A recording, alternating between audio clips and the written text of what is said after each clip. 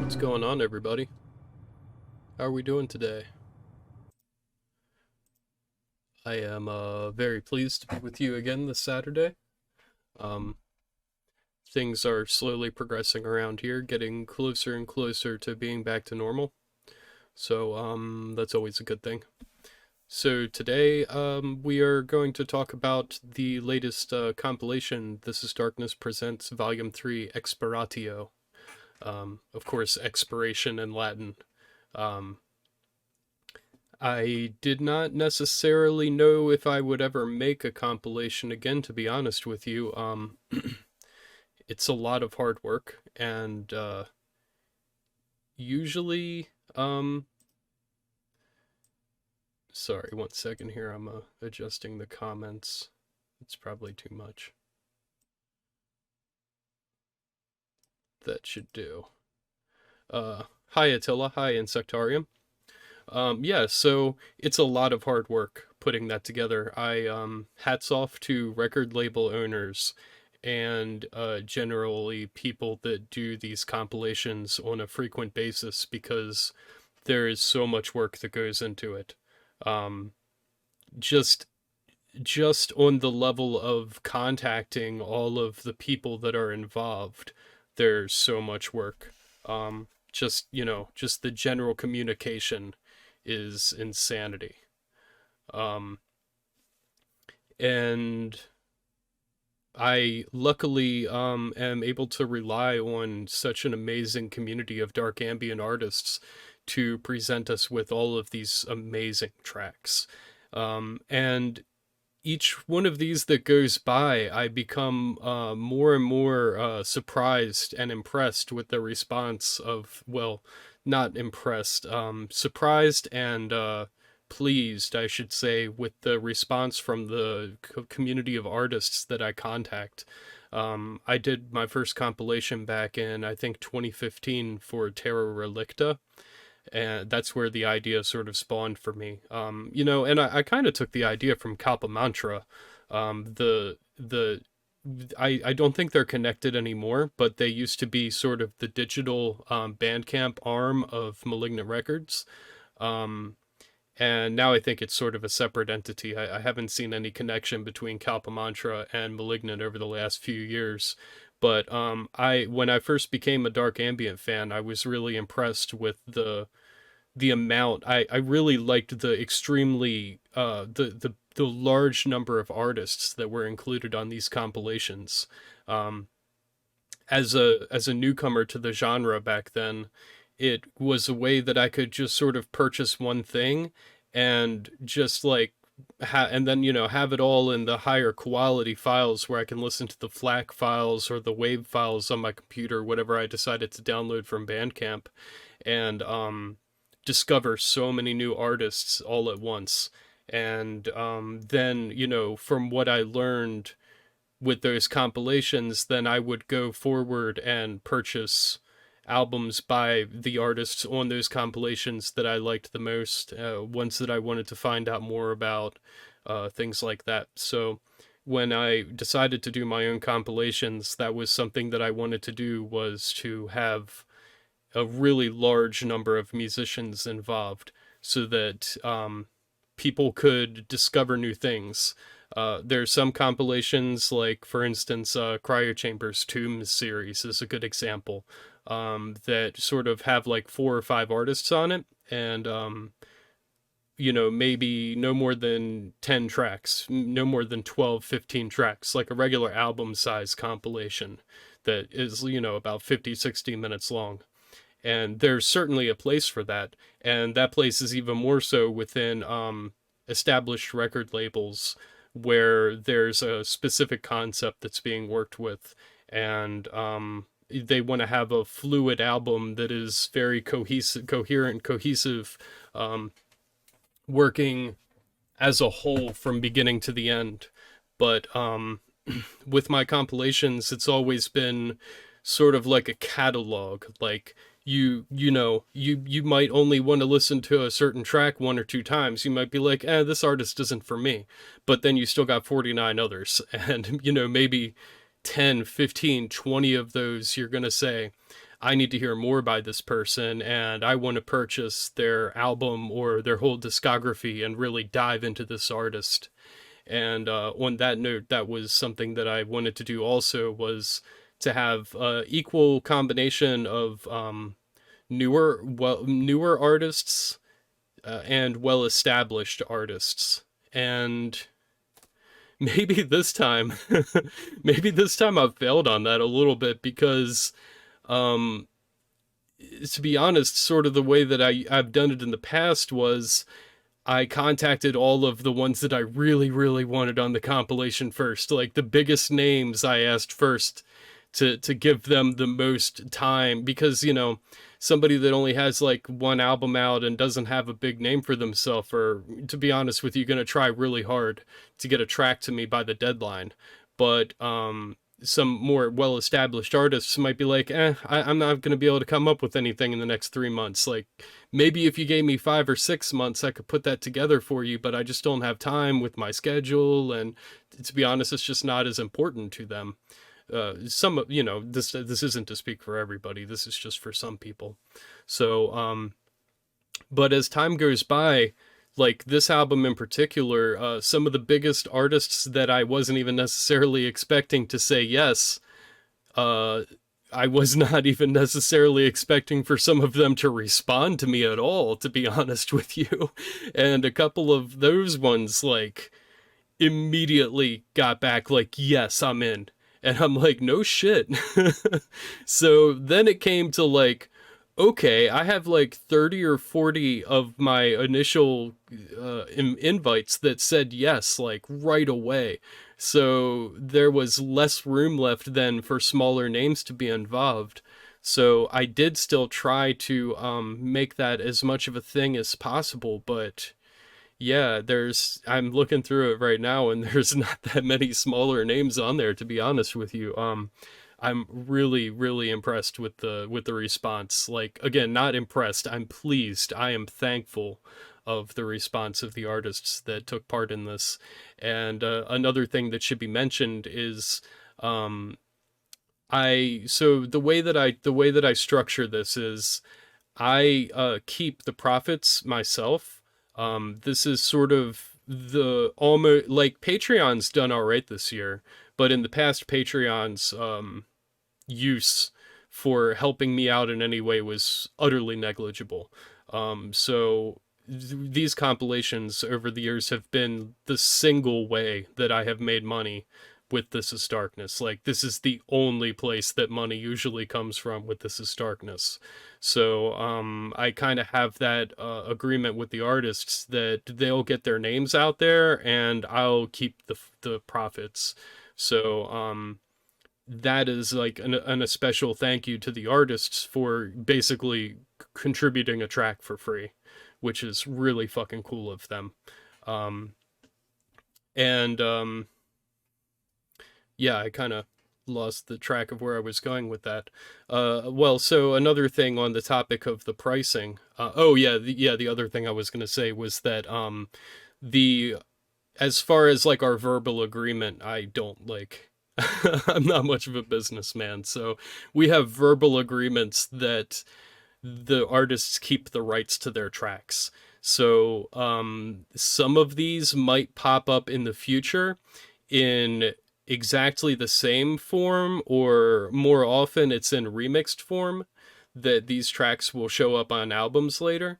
But to be honest, most of them stay just exclusive to this. But the thing that I always ask is that they stay exclusive for at least a month or two. And then artists can do whatever they want with them after that. So that's sort of the back end, a little bit illuminating you guys on how this whole thing comes together and what it means and where the money goes and all that sort of stuff. My name your pricing plan. This was something that I really went back and forth with back when I did the original compilation for Terra Relicta. So this is my fourth compilation in total, but it's the third one for This Is Darkness. So there's Terra Relicta Volume 1, which now Tomaz has taken over that account, and he's released more compilations and various releases through Terra Relicta since then.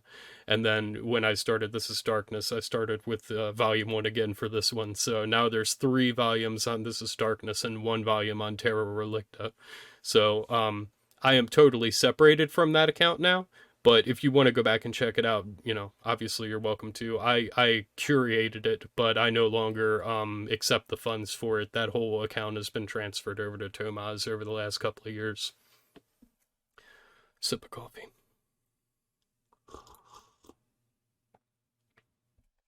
I hope you guys have some good coffee to drink. It's too early for hard drink.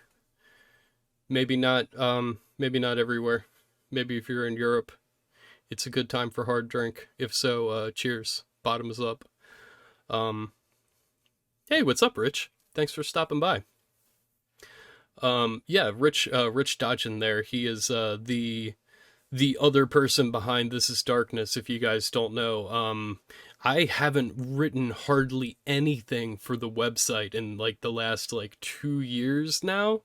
Rich has been doing the majority of the written work and keeping the physical website itself alive. Making tamales. Awesome. Sounds good. Where are you from, Insectarium?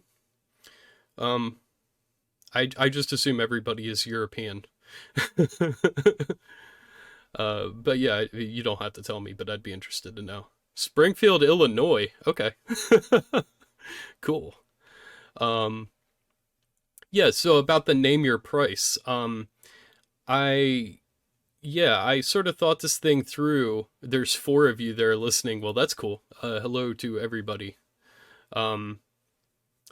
Yeah, so I wanted it to be definitely, like I said, I want to get the word around. Like, the main point of my website is to spread the word of dark ambient, and the compilations are an extension of that mission.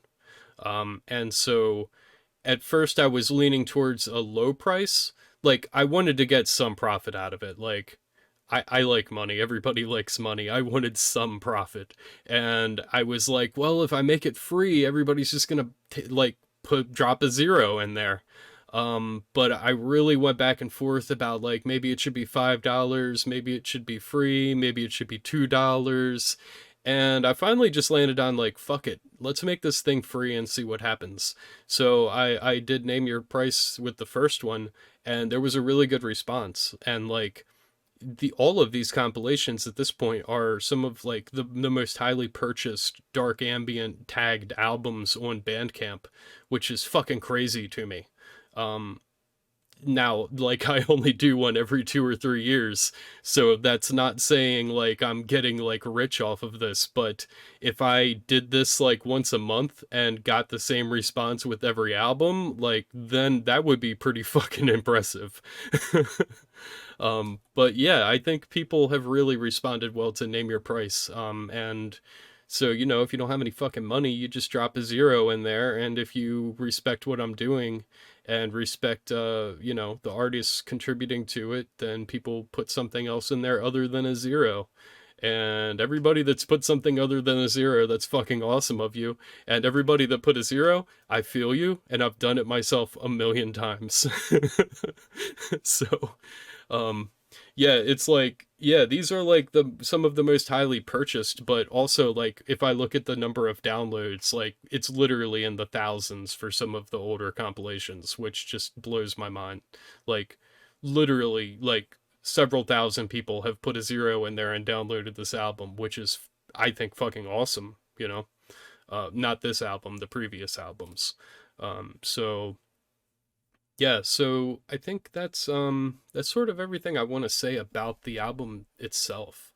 About the cover art. Uh, I I was trying to reach out to some big names for the first Terra Relicta cover art. I got Carolina Urbaniak to do that. She's really well known in the she's done a lot of album work for particularly Jarl. She's done album work for IRM, or as many of you call it, IRM, the project with Jarl and Martin Blad, that is now defunct. But yeah, she's done a lot of that artwork, and now for Infinity Land Press, she's like the main artist behind that company. So I was really, really pleased and impressed with her work that she did for the Terra Relicta compilation. And then I did volume one for This Is Darkness myself. And then I had Parabostrum do volume two. I'll switch over here so you can see what I'm talking about as I talk. Um, yeah, so I did volume one myself. This is a reservoir that's near the old house that I used to live at. So this was just like sort of a hiking trip that I took. I went out there at sort of 6 or 7 o'clock in the morning one foggy day in the winter, and took this photo along with many others, and I picked it to use for my album art. After Carolina declined to do this one, I really only wanted her to do it, so I said fuck it and did it myself. And I'm really pleased with this one. I really like the way it turned out, which is why I've used that as the background for the Bandcamp, for the entirety of the Bandcamp page, because I just really like it. So then Parabostrum did volume two. Some of you guys will know that I visited him and his sister Ulsa back in, I think, 2018, early 20. I think it was either 2018 or 2019. Let's see. This released in 2019, so it had to have been 2018 that I went to visit them. Because if I remember correctly, this is a mountain range that we visited, and he took this photograph of this mountain, and then through his photo manipulation magic superimposed this arch upon the mountain for this really cool cover art, which is sort of the northern gate for, well, I have always considered it my northern gate. And then, so for volume three, yeah, I wanted to do the same thing again. And I wanted to get another actual artist to do the cover art, but nobody well, a couple of the people that I wanted to work on it said no. And then I had a bit of a confusion with we'll call it a confusion, to keep things nice. There was a confusion with a very well known artist that has done a lot of cover art, and I just I didn't like the way that the whole process worked out, so I declined his work at like damn near the last minute. Like in like February, I said, "Nah, I'm good on that." So then I was back to square one. So then I came up with something myself, which I just had to get this thing out. I'd been working on it since back in like September or early October, maybe. I first started talking to people about this album, and requesting people to submit tracks. So some of these tracks had been submitted like 5, 6 months ago, and I've just had like people like, "Hey man, when are you gonna release this thing?" You know. And so I really wanted to get it out there, so I came up with a cover art for myself, which I just wasn't happy with it. And then like a week after release, I woke up at like literally it was like 3 o'clock in the morning, and Gabriel McCary, the owner of Anathema Publishing, um, yeah, well, thank you guys. Gabriel McCary of Anathema Publishing messaged me and was like, "Hey man, I'm like I can't sleep, and I'm just doodling with album art. Do you like any of these?" And I was like, "Yeah, actually, I really like that a lot."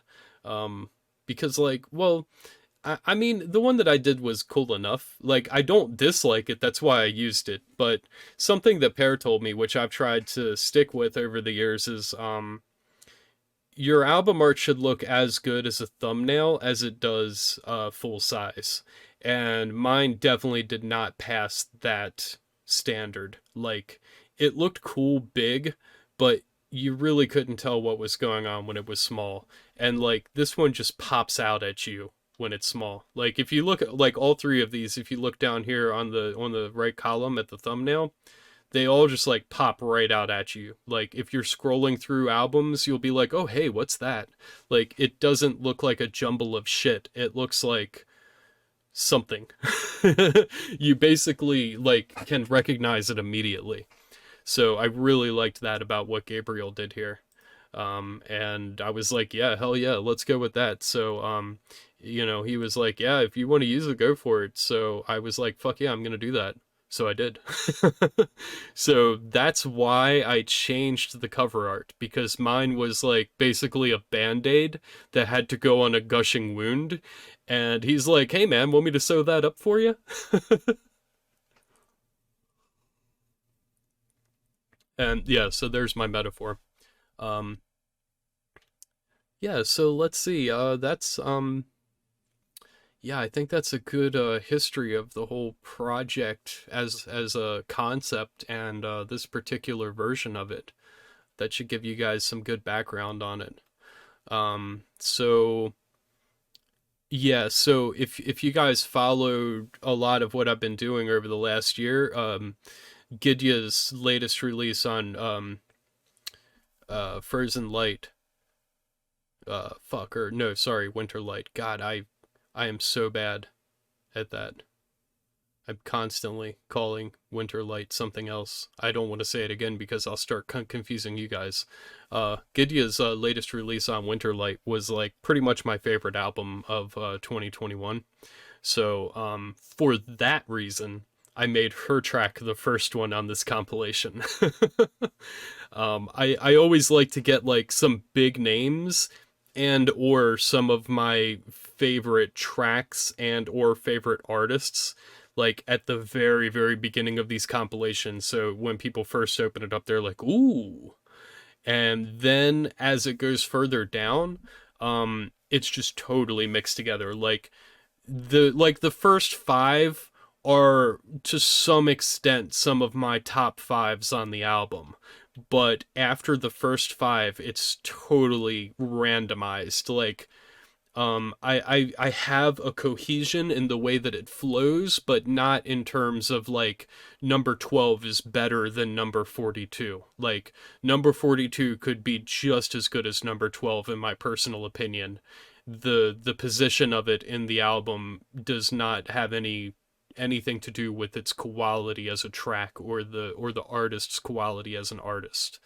Um, but I did try to make it have some semblance of flow to it, and especially the heaviest, harshest tracks are at the end of the album, because if people are listening to this while they're reading or whatever, I don't want to just randomly have a track jump in there that's like death industrial that just totally throws the vibe off, and then the next track is back into like minimal dark ambient again.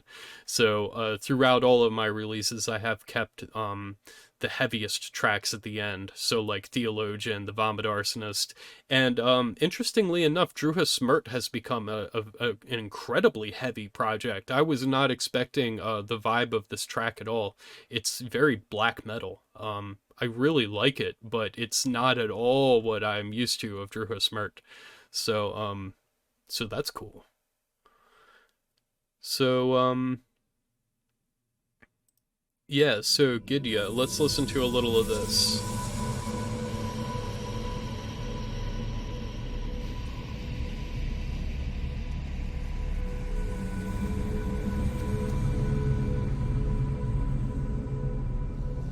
And if you guys have any other questions or comments, I am done my initial speech here, so...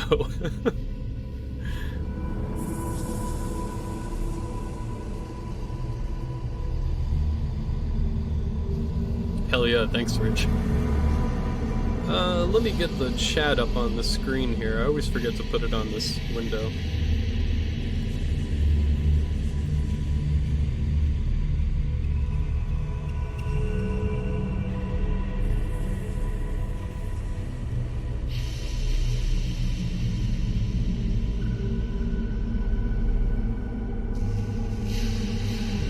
now I should be able to see what people are saying.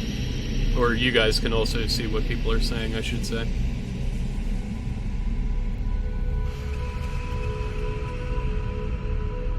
Got a lot of people in here. Thank you guys for stopping by this afternoon. It's only like 10, but that's better than usual lately. So thanks. Glad you guys are spending your Saturday afternoon with me. Really appreciate it. And I really fucking appreciate all of you guys that have already downloaded this thing. Like, we've already got a nice chunk of people that have bought this thing, and I really appreciate that. A lot of names that I know are on there. Insectarium, who's here in chat, is also here in the comments section. Felon Frost, who is also often in chat, has left a comment as well. So, yeah, I appreciate you guys dropping the comments in there. I appreciate you contributing the money. It's awesome. So yeah, we're not going to listen to too much of each of these tracks, and maybe we won't really listen to much at all of them. What I really want to do is to just kind of go through here and sort of just highlight each of these individual artists. So Gydja is Abby Hellasdottir of New Zealand. One of the what do you guys call yourselves? Are you Kiwis? Are the New Zealanders are Kiwis, right? That's not the Aussies. What are Aussies? I think New Zealanders are Kiwis. Yeah, but this is Abby's personal Bandcamp page. So anything you guys happen to grab directly from this will obviously directly support Abby. And then she's got some other albums. Yes, Kiwis. I thought so. I thought that was like, when I first heard it, I thought that was like a derogatory term for New Zealanders. But then now I know that it's like a term that they're cool with. They call themselves that. So now I call them that too. But yeah, I thought it was like making fun of them at first, but apparently it's cool. So yeah, and this is the album that I was talking about on Winterlight. Oh god, I love this cover art so much. It's fucking just so like really well done. Like I really like this cover art. I don't know what to say about it. It's, you know, the tree of life, I suppose. You've got the branches above ground, the branches below ground, the triangle, the, you know, all just so many I don't know, so much like symbology is in it, that, and it also just like, it doesn't feel overdone. Like there's a lot happening, but it just looks like really fucking beautiful. So I highly recommend this album from Winterlight. I'll drop the link in there to that.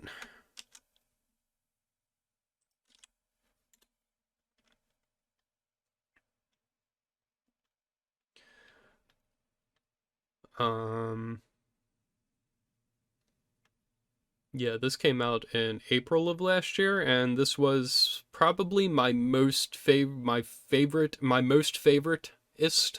album of 2021. It was definitely up there. I don't like to say like number one favorites because there were a lot of great things last year, but this was amongst the bestest, mostest, favoritist albums. And this was my first encounter with Gydja here. I wanted to pull up. How many of you guys are familiar with this compilation and this track? This is like, this really takes me back because this came out in the end of 2012, which was right around the time that I was personally discovering dark ambient. So this was like brand new when I got into the genre, and this was, I think I'd already heard some Svartsen before this compilation, but this was definitely my introduction to Gydja. And this is one of my favorite tracks on this album.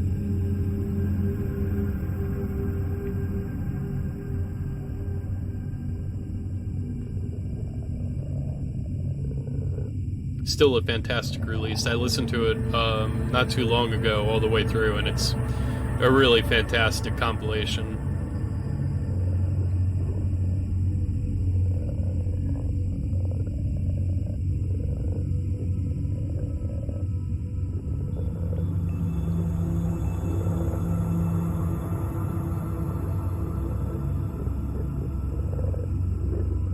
Yes, I will drop the link.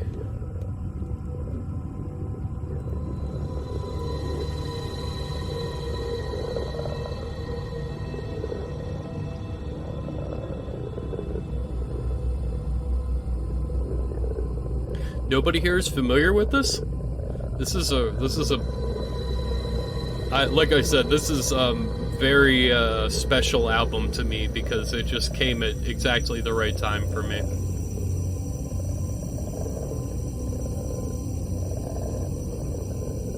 This is the very first Cryo Chamber compilation.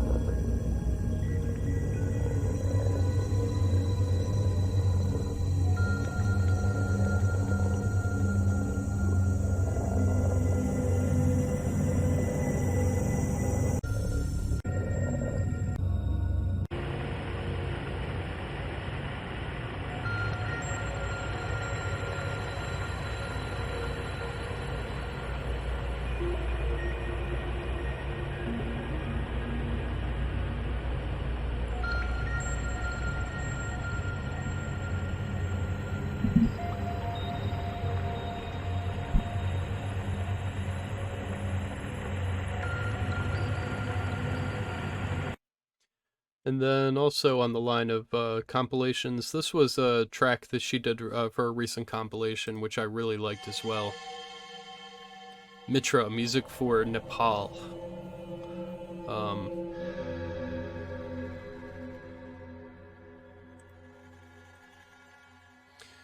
Music for Nepal, a project co-founded by musician Annie Hogan and climber Kathy O'Dowd and volunteer project manager Leon Klaus. An album of alternative music with all funds raised going to a reconstruction project in Nepal to aid in the recovery from the earthquake of April 2015. Mitra means friend in Nepali.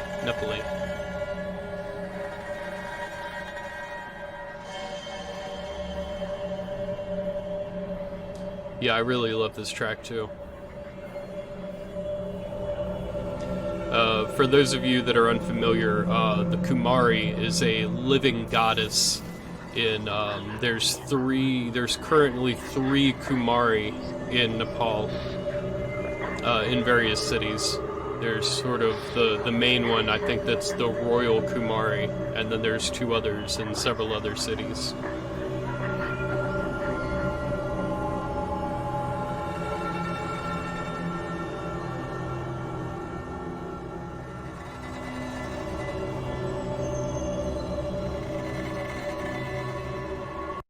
Yeah, really great stuff. I like to listen to that one while I meditate.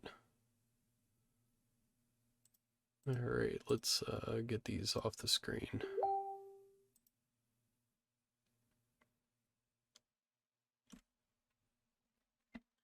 He's beeping in my head. Oh.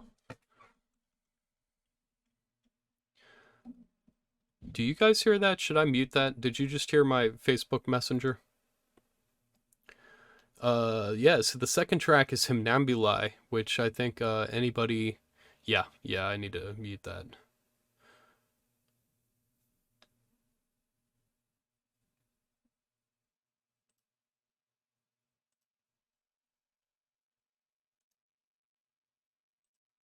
Mute tab. That should take care of things. Alright. Sorry about that. Yeah, so anybody that has followed me for a while should certainly be familiar with Hymnambulae by now. That is the project of Para and his sister Åsa Bostrom. Sort of the main project on their Hypnagoga Press label. So this was Orgahuset was the debut album on Hypnagoga Press.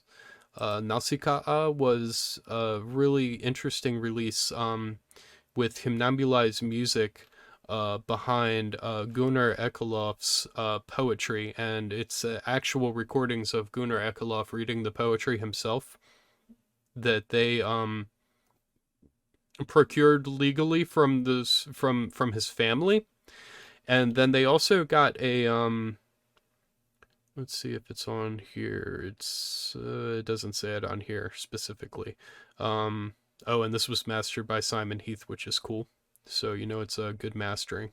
But yeah, they got a what do you call it? Like a scholarship. Like they were funded by the Swedish Art Council to do this album. So this is sort of like a big deal for Sweden as a country because Gunnar was one of the biggest poets of Sweden. So let's check out a little bit of this track here. If you're unfamiliar with this album, it's incredibly beautiful. If you buy it, it comes with English translation.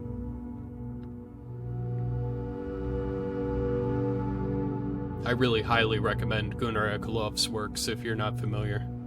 Wonderful, dark poetry. Not always dark, but the stuff I have is.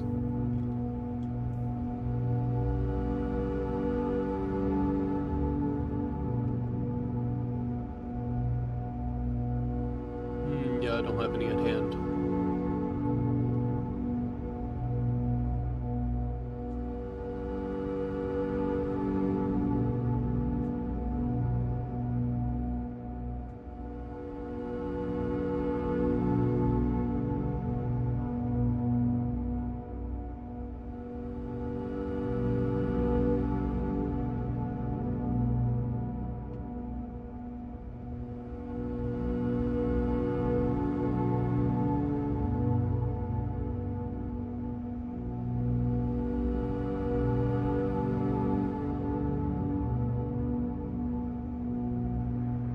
I den grekiska staden Neapolis, i den dammiga parken av sjuka palmer, över det gråa havet, fyllt av dolda färger och skeppsbrott, den tysta världens museum.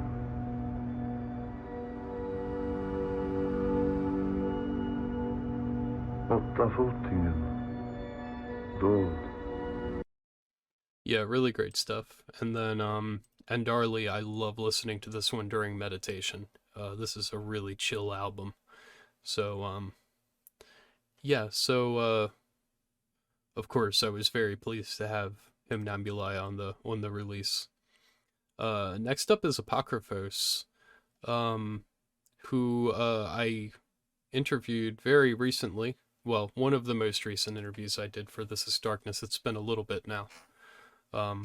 But his first album came out on Cyclic Law as Apocryphos. He had already been releasing music under Shock Frontier.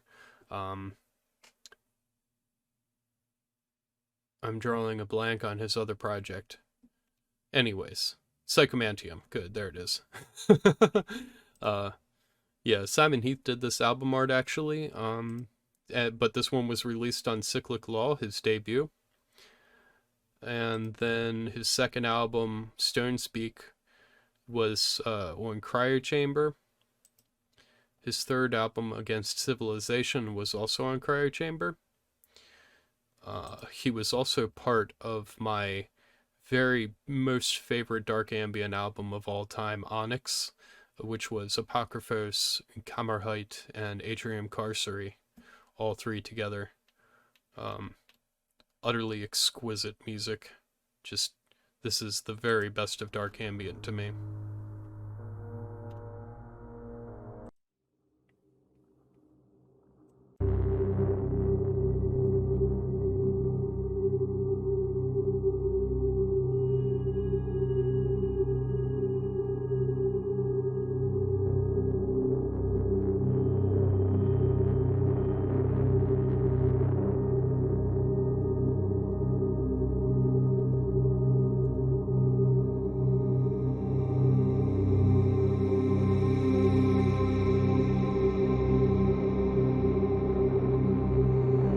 way, way better than Lustmord. Like, 8 notches above Lustmord.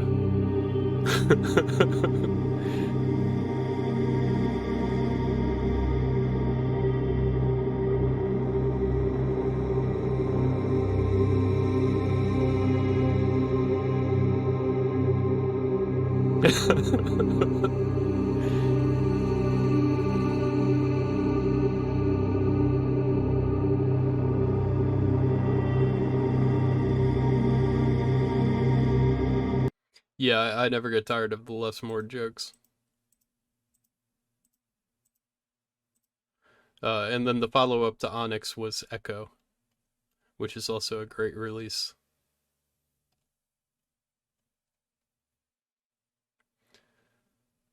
Alright, and then the next artist is Peter Bjargo, who was one of the names that I was really not expecting. Oh, you didn't know there was a follow-up? Yeah, Echo is the follow-up.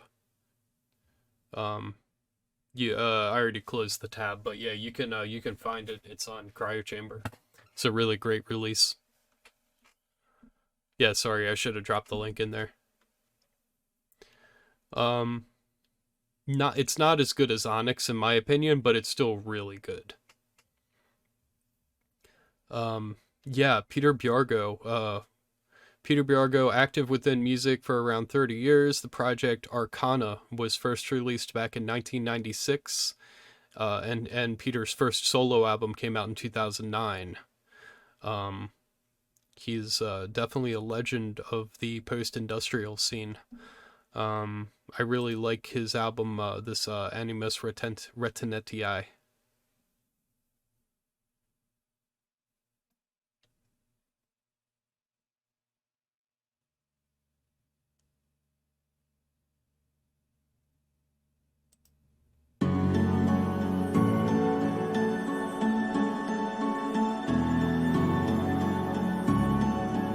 This track on my compilation is instrumental, but I really love his vocals.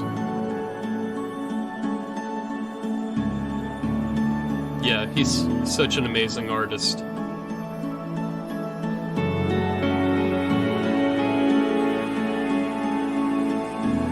This album actually released on Cyclic Law, so you can probably grab a copy of it over there if you want the CD, or you can get it digitally directly from him.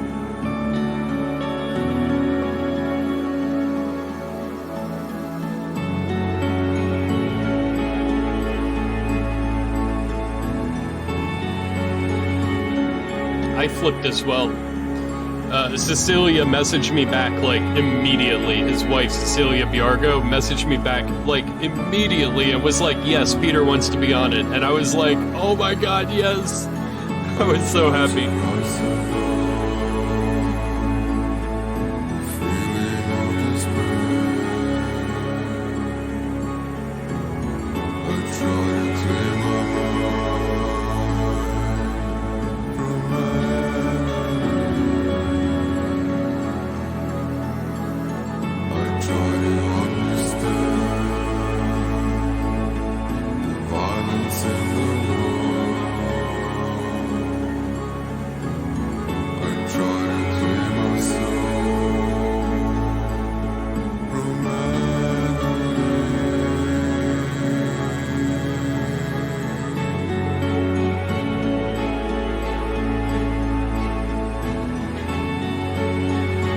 Yeah, this track is so good. I love this whole album so much. Yes, thank you for reminding me, Rich. Please keep reminding me. I'm so bad at dropping links in.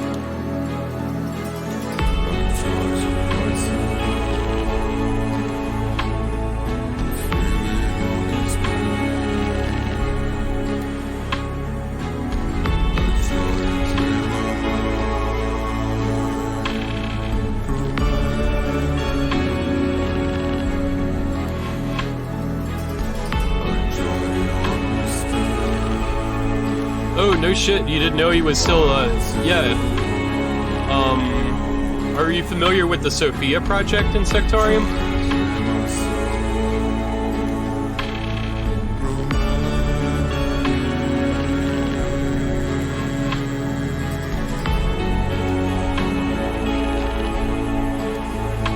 Sophia is good. I saw Sophia live in 2015.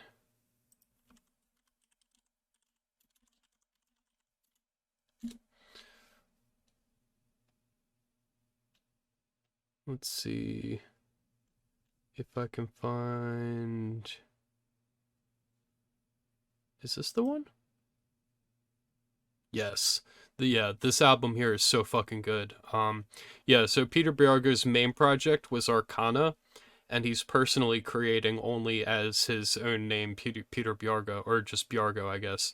Or no, Peter Bjargo. And I think there is also a version of it that's just Bjargo. Sophia is another side project. This is a lot heavier. This is my favorite track. Let's listen to this real quick. Yeah, these guys were so good live.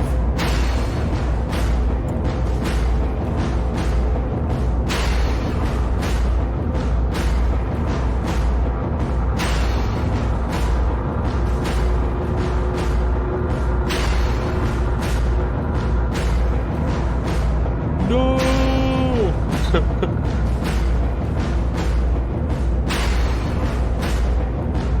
I know Bandcamp Day is just like, holy shit, you gotta like build up your wish list with like 15 things and then drop your whole Friday paycheck on Bandcamp. I understand.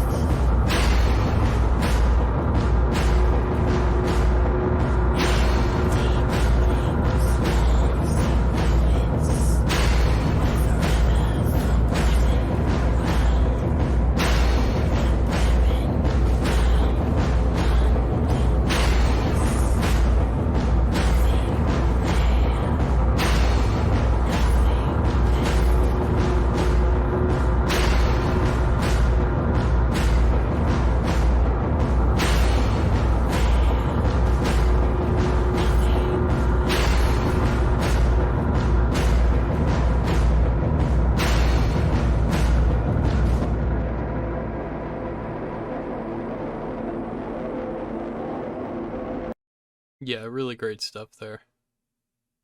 So yeah, that's Peter Bjargo and his various different projects. Next up is Skeldos. This is one of my very favorite musicians all around. I am such a huge fan of his music. This Ilgis album came out, let's see, 2019. It's a little older now. But yeah, so oh cool, yeah. So he has some of the CDs left himself. It was released on the Epicurean, which it's a label which has recently more or less closed up shop. But yeah, oh, okay. The special edition is now sold out. I got a copy of this thing just in time. It came with a Tibetan prayer flag, some incense. But the original edition is still available. Oh, we can't hear any of it here. That's okay. We'll go over there.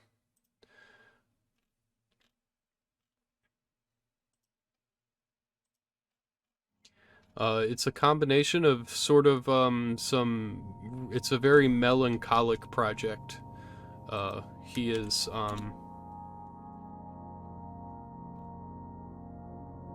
Lithuanian, um, and he has the most beautiful vocals on some of these tracks.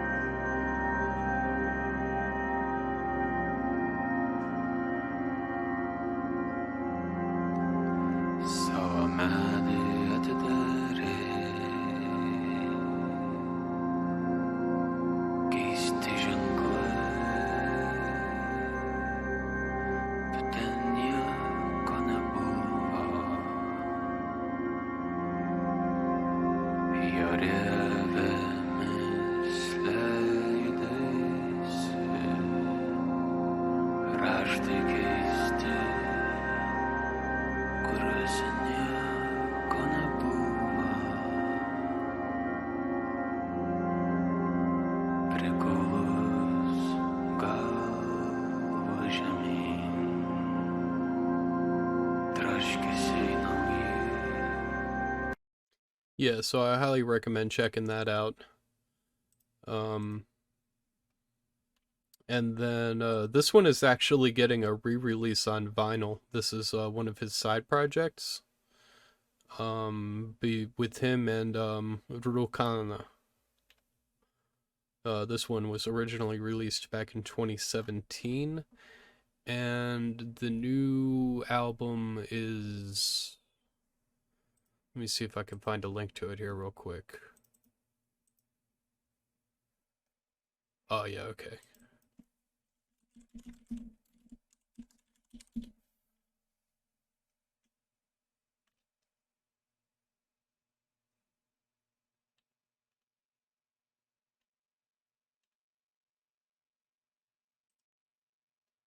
Getting closer, getting closer.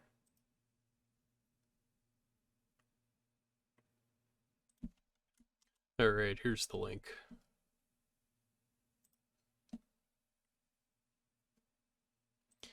Yeah, so this hasn't officially released yet, but it should sometime soon. You can find it at the link there. But this is going to be on vinyl along with Parabostrom's Tea House Radio debut is also going to be released on vinyl through Enfant Terrible. Enfant Terrible.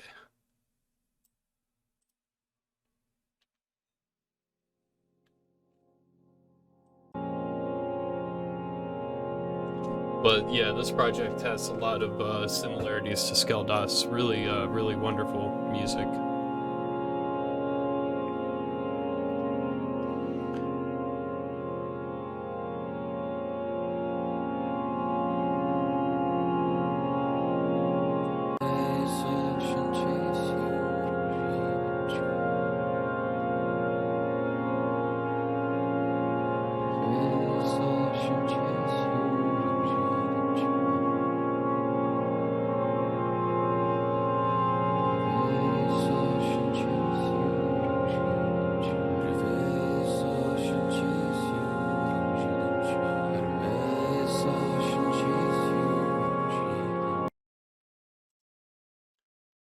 Next up is VOS, which stands for Veil of Secrecy. This is the side project of Stephen Hall, who is most known for Yen Pox. Many of you should know the Yen Pox project.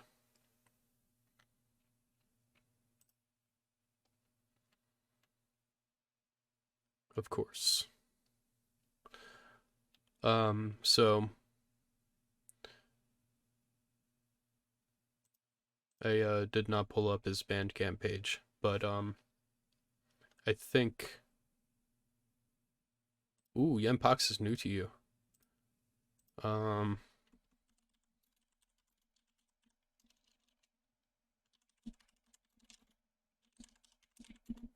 let me pull this up real quick then. This one I got on vinyl back in, I think, 2015. Yeah, it came out in 2015. Double LP. Beautiful, beautiful release on Malignant.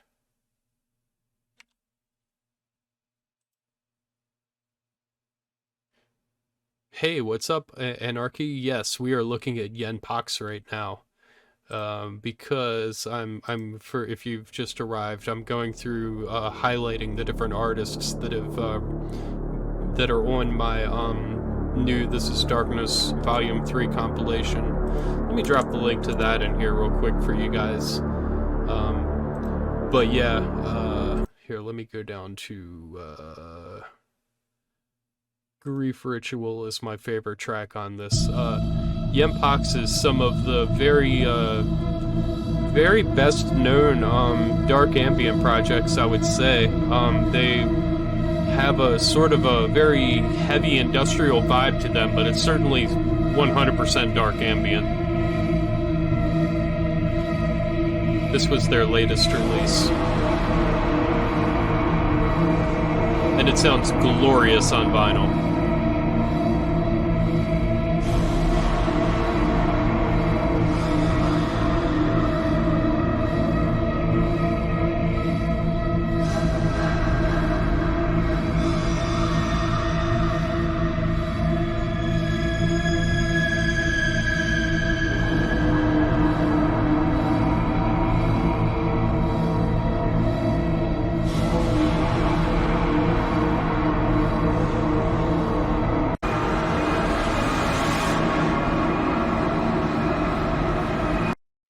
Yeah, yeah, it's real fucking good. Highly recommended.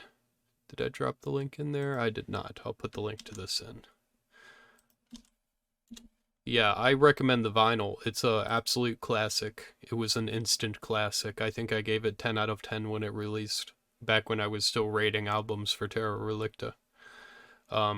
Yeah, this is my latest compilation. 50 tracks, many well-known names, a few newer names. Name your price. You can grab it for whatever you think is reasonable, anywhere from $0 to $1 million. You could go beyond $1 million if you want to. I won't stop you.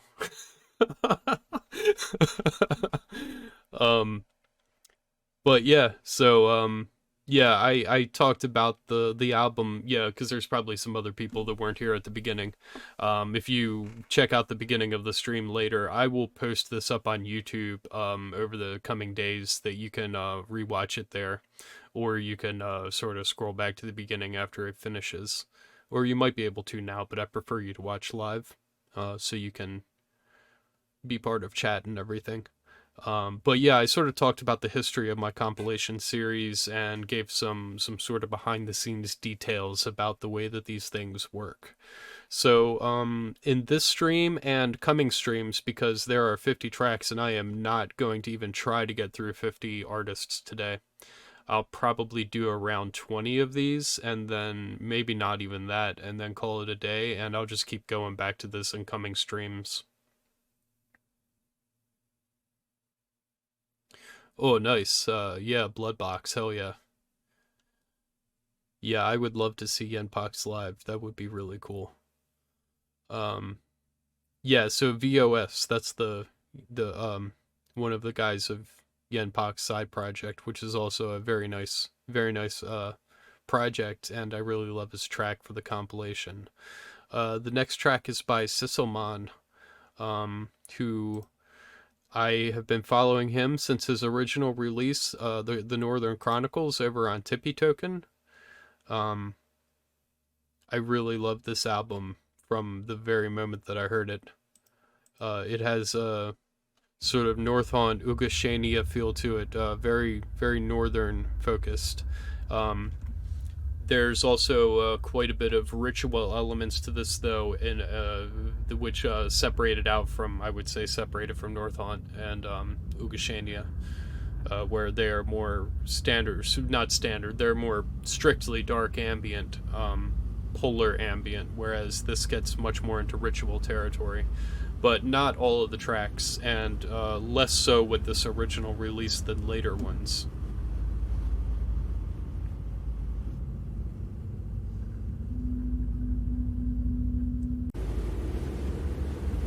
Yeah, we've got those beautiful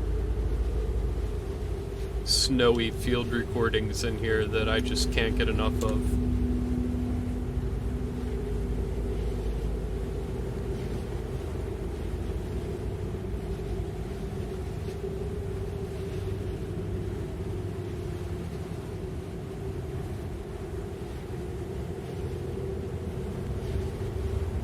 And he looks like a fucking wizard hermit. Dude is so cool looking. I'm jealous of that beard. It's gonna take me like probably 5 more years to get a beard like that.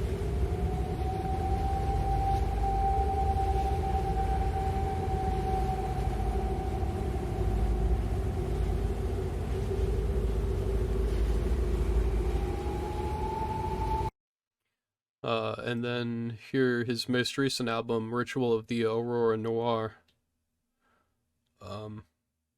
was another Winterlight release. Really great album.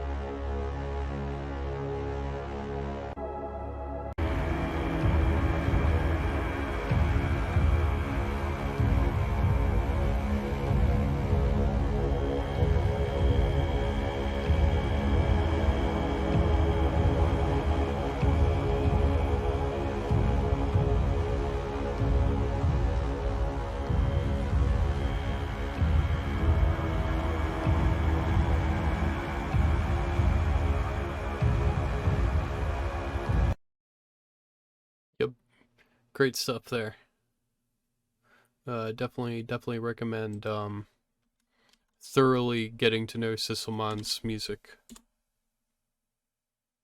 Yeah, he has some really nice throat singing, and all of his ritual instrumentation is very well done. Not overused. It fits really nice into the mix and manages to stay mostly dark ambient while having a lot happening in there, which is a hard task. Next up, Taphephobia. This should be a reasonably well-known name to listeners of dark ambient. This was his debut, House of Memories, and some other Black City Skyline was a really nice one. And then recently on Cyclic Law, we had Ghostwood and Blue Hour, and this collaboration that he did with Cave, or I should say, I guess it's a Split. Really great stuff. Taphephobia, for those of you that don't know, used to be part of Northont, so if you didn't know that, maybe that'll mean something to you. But he's had a lot. I mean, now Taphephobia, I think, has more albums than Northont does as a whole, and certainly more recent releases. So He's a pretty well-established name on his own at this point, but yeah, for people that are sort of Northont fans, huge Northont fans like I am, it's a good thing to know that he was part of that as well. But a lot of his work is guitar drone driven, which I don't always like, but I particularly like how he puts it together.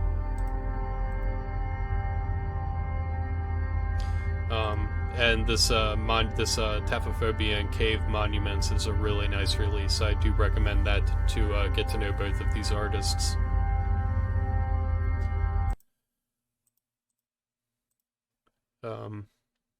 Yeah, and these other ones are... Well, I mean, I like all of his stuff, so you could really pick any of his albums at random, and they're all really nice.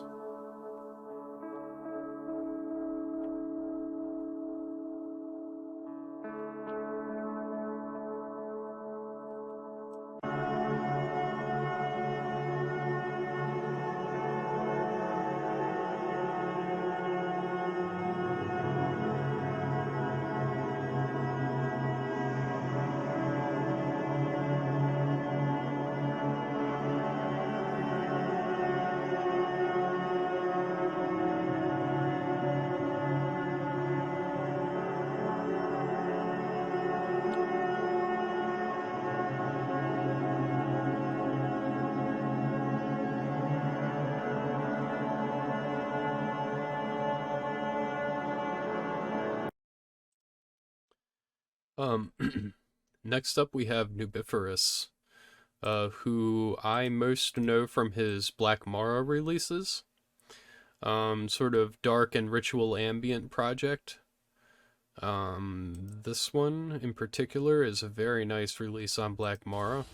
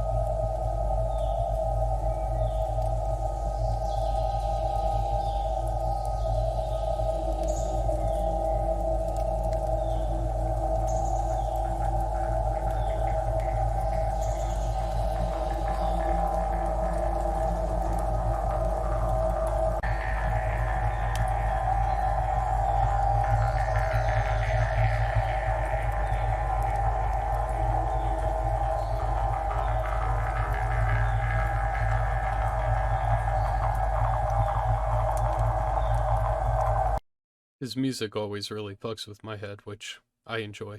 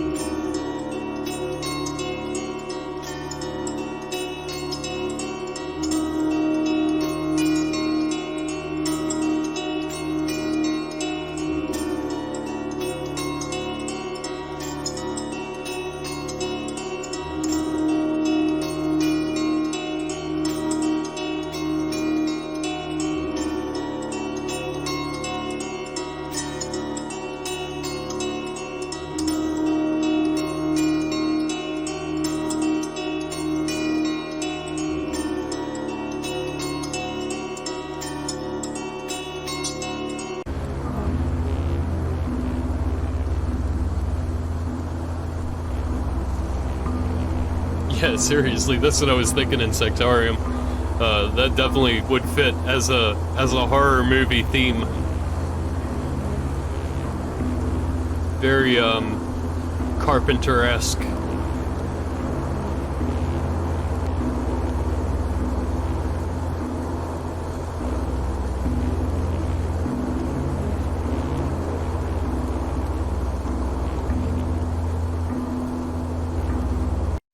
Yeah, so that's Nubiferous. Definitely that's part of this compilation, very recent compilation for Black Mara. Highly recommended label. Uh I well, I'll talk about it some more in coming streams than I already have in a past stream, but I picked up this Underheimer H recently, a fantastic album. Here was the Nubiferous album that I had spoken about recently. I'll just drop the link to Black Mara in here. Great Russian label. They've got some Mahapralaya work. This is another Emeya and Underheimer, great release. Asathrion, I love this guy's work.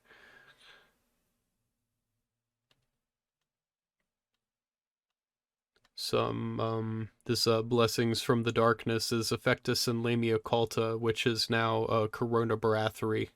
Lamia Culta is not, unfortunately, not part of the project anymore, but the project is not diminished any without her, but I really did enjoy her being part of it, so it's too bad she's gone, but it's still a fantastic project.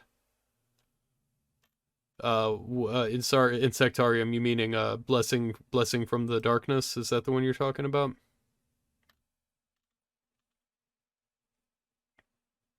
Yeah, In Nomine Mali. I love this track. Spray around your holy water before you listen to this.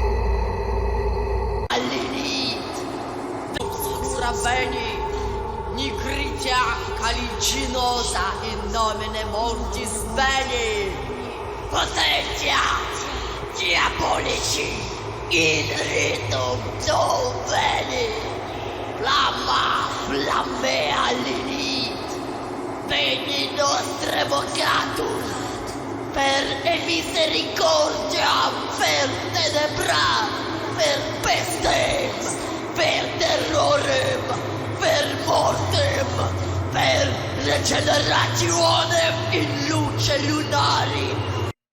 Yeah, that album's a classic.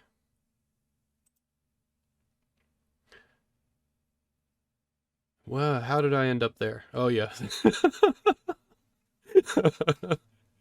Yes. Mine's already lit.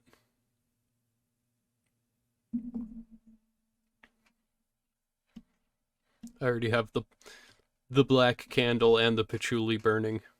We're already in the zone here. Next up is Kristoffer Oustad. Man, I'm gonna play a little bit of his track.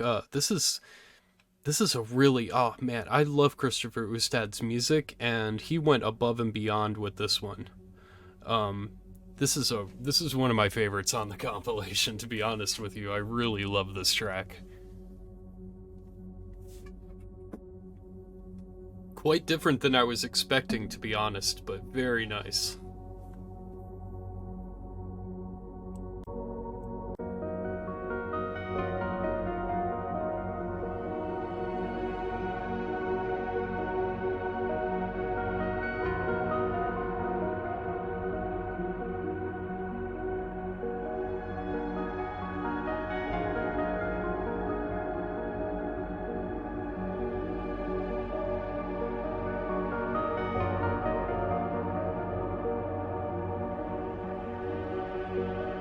Yeah, I love this so much.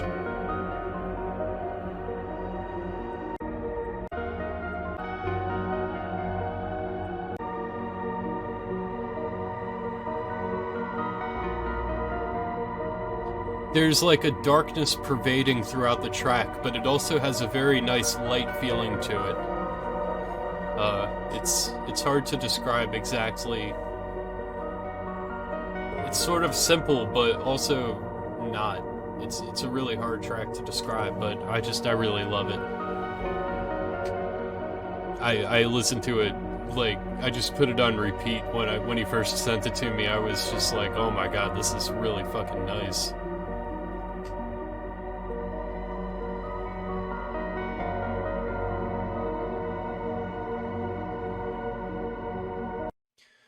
So, Kristoffer Oustad has some really great albums. He was part of the Kristoffer Nystrom Orchestra in the past. And this Overlook Hotel is probably their most known release with that project. This one is obviously inspired by The Shining to some extent. A little boy went out to play. Ooh. A little girl went out. Some David Lynch in here. I forgot about this. His door, he saw the world lost in the marketplace. Who knows what movie that's from? Somebody drop in chat what movie this is from. This is amazing. A little boy went out to play. A little girl went out to play. When he opened his door, he saw the world lost in the marketplace. As if half-born, as he passed through the doorway, he caused a reflection.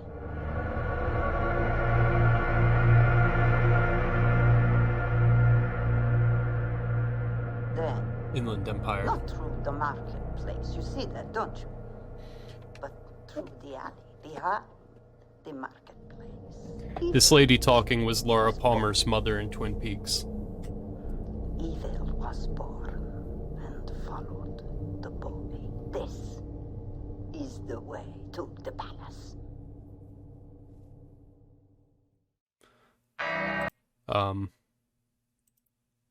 I'm actually rewatching for, I can't even count how many times now, rewatching the season 3 of Twin Peaks. I just turned that off before the stream started. I think I'm on episode 4 right now.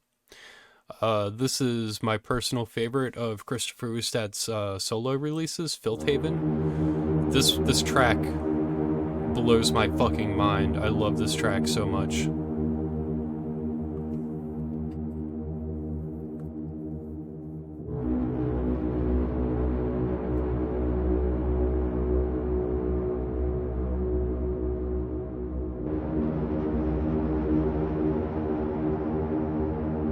It's featured heavily in a lot of my mixes that I have over on Mixcloud. A lot of you guys probably aren't familiar with those. I haven't done them in a couple of years now. I've been meaning to do some more, but I don't know how much people like them. It takes a lot of time.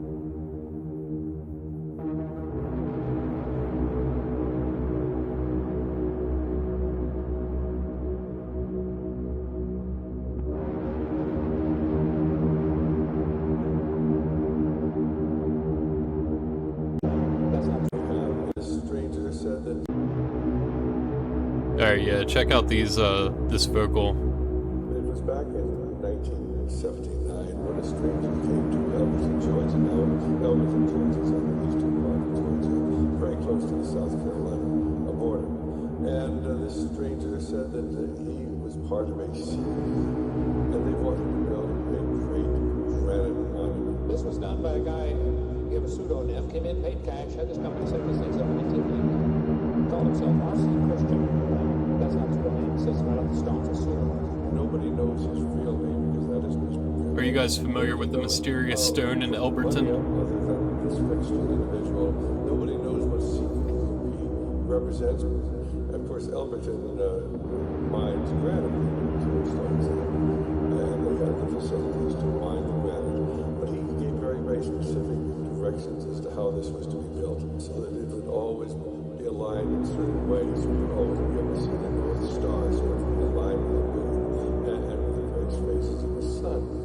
And very similar to the Stonehenge that they have in them. So the Stonehenge was a Druidic monument. This was to be the American Stonehenge, or it's known as the Georgia Guidestones. And on each one of the Guidestones is this message in a different language, actually 8 different languages, are the 10 Commandments that come from the dark side.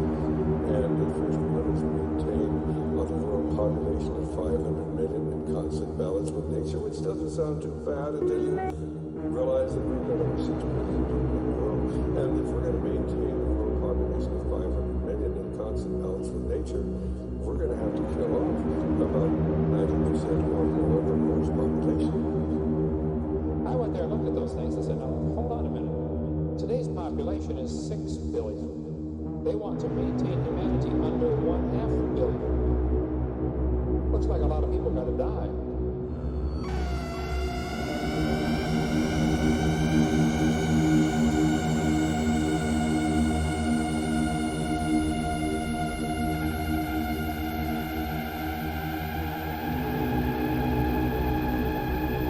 Shit gives me goosebumps.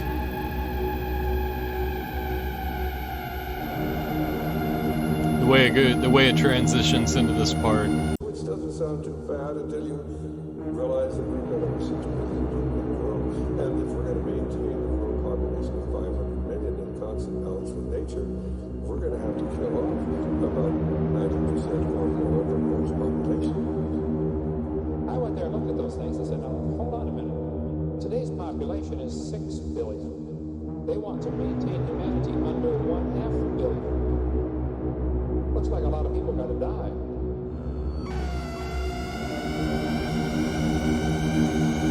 It's fucking brutal. I can never get enough of this song.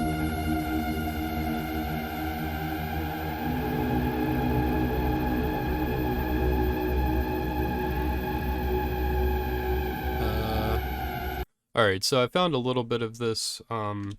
It's a Creative Commons YouTube video that let's Right see how now, much I of am this we close can to check out. Elberton, Georgia, a little north of it, in fact, which is pretty close to the South Carolina border. And I'm at what are called the Georgia Guidestones. Now, I've been, I guess, flaneuring through small-town America for the past week or so just to do it. And I've ended up here. So if you've never heard about these things, they're a mysterious monument. I'll go into the specifics. It's relatively recently put up, around 1980, by some mysterious person from some mysterious organization. There's a bunch of conspiracy theories about it, so it's worth talking about, and I might as well show you around. So let's go ahead and do that. So, superficially, the Georgia Guidestones, they're around 20 feet tall. They're pretty big up there. They have engravings on each side in a different language. We'll go to the English side over here. Now, Elberton, Georgia, where this is built, is known for its granite. If you go driving around, we're a little away from the actual city, but if you go into the closer, you'll see basically a bunch of granite businesses. They make everything from countertops to mausolea, so you can get one if you want. But I think that's one of the reasons that this was, I don't know, decided that it would be built here. Anyway, so the inscription is, there are 4 pillars here with an inscription on each side, each in a different language. And they all say the same thing. Here's the English side. I don't know if you can make out all of that. I think you can, but you can read it on Wikipedia if you can't.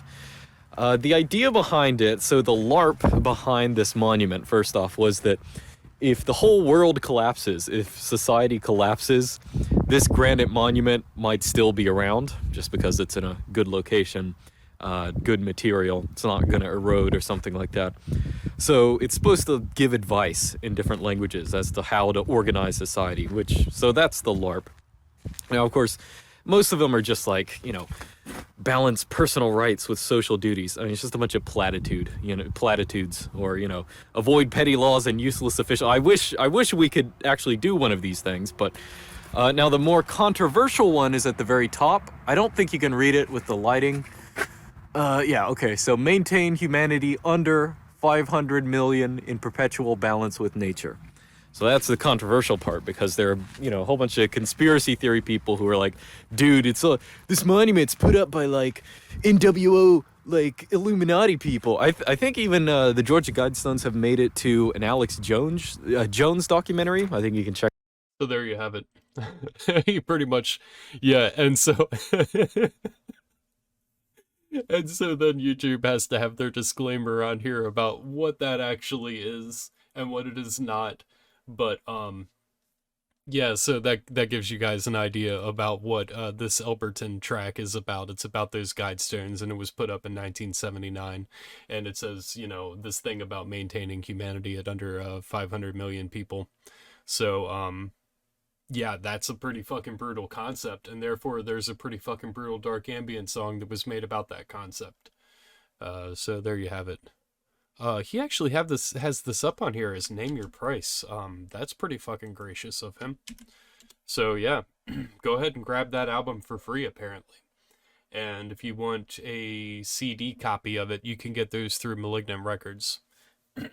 Excuse me.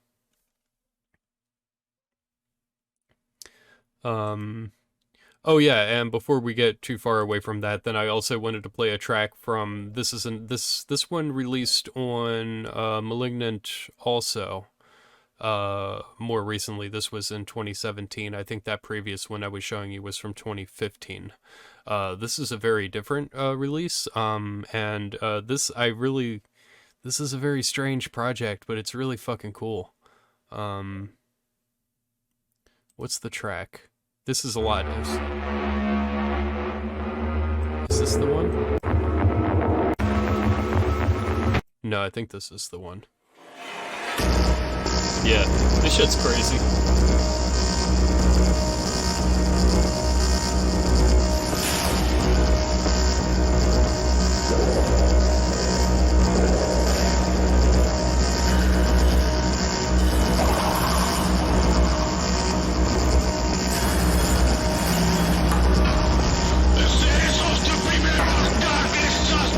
Absolutely anarchy.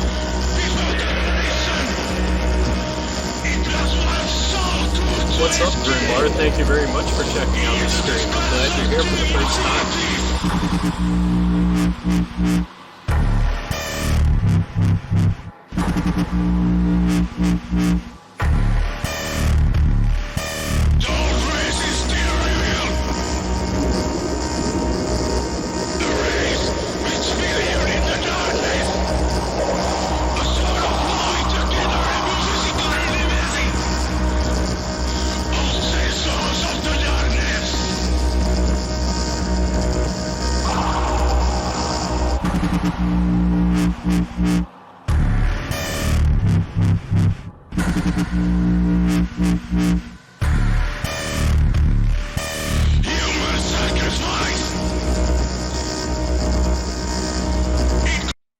Yeah, that one got a lot of play in my car before I didn't have a CD player in there anymore. Yeah, so that's a collaboration album between Peter Nystrom and Kristoffer Oustad. Next up, Infinexhuma,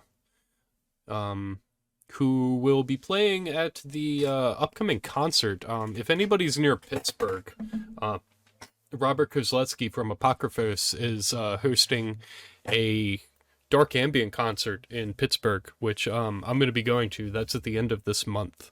I'll go ahead and start playing a little bit of Infinexhuma's music. This his latest album, Frontier. It's a double disc. It's a really beautiful release. I highly recommend checking it out. And yeah, got some collaboration with Bloodbox on there, Neroterai, Combinator, Kingator. Let me see if I can find a flyer for this upcoming concert while we listen to a little bit of this.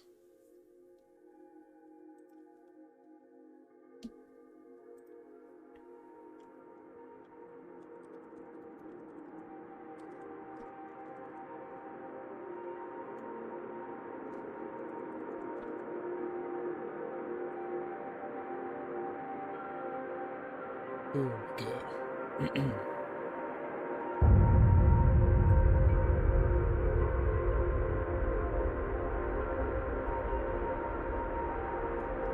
Alright, I'm going to drop a link to the Facebook event page for this upcoming concert, which I hope I could see some of you guys at. That would be really cool to meet some of you guys in person there.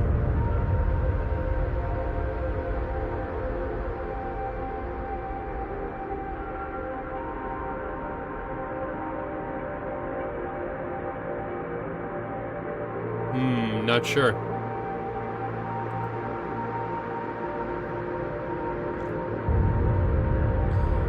Yeah, so this concert is going to be Postscriptum, Apocryphos, Murderous Vision, Envenomist, and Infinexhuma. It's going to be on the 23rd of this April, this month, the 23rd, and that's a Saturday, and that's going to be at Preserving Underground, which is in New Kingston, Pennsylvania, at starting at 6 p.m.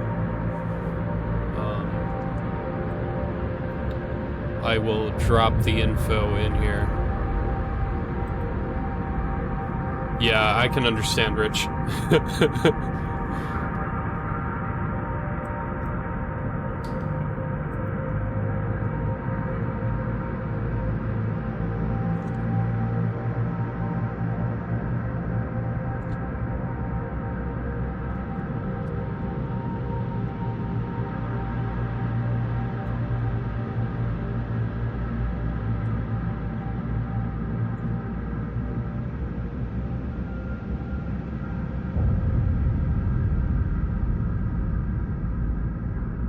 Yeah, seriously.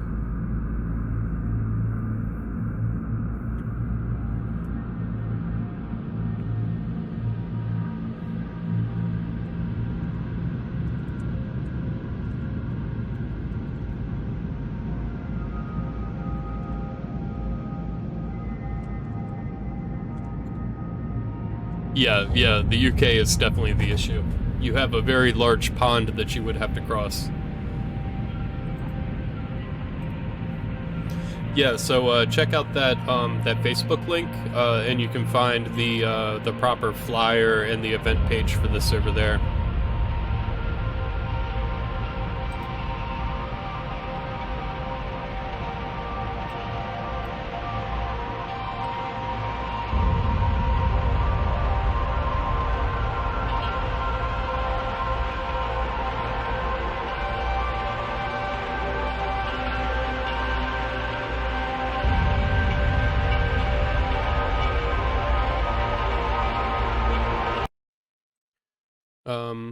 Next up we have Altarmang, which is another project by Parabostrum, along with Kenneth Hansen. Their original album, their debut was Void, which has a vinyl release on, I think it was Autarkia did the vinyl edition. I'm not going to go digging through my records right now. But yeah, that was a really nice edition. And then the cassette also came out through directly through Hypnagoga. And then then their the Mothstar album is really nice. I really love this release, which is also sold out now, but maybe they'll get some more in stock at some point. I'm not sure. This was mastered by Friedrich Arber. I also really love meditating to this album. I also like using it for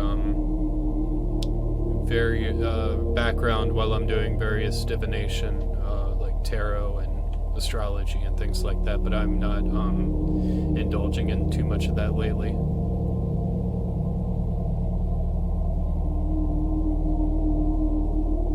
highly recommend this album.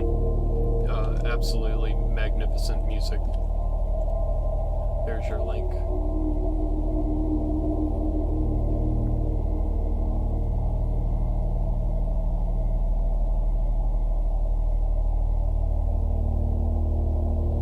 Kenneth went into a trance just for you guys. Don't make it happen in vain.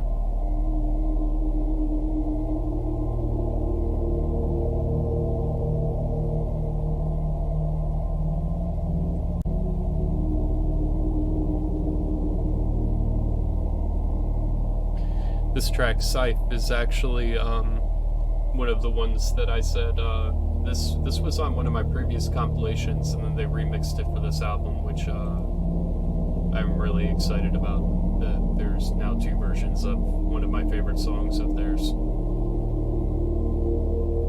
don't remember which compilation it was on. Maybe the first one? Yes, there it is. Track 3 on the first one, Altarmang Scythe, in its original form, and then now its remixed version is on their latest Mothstar album.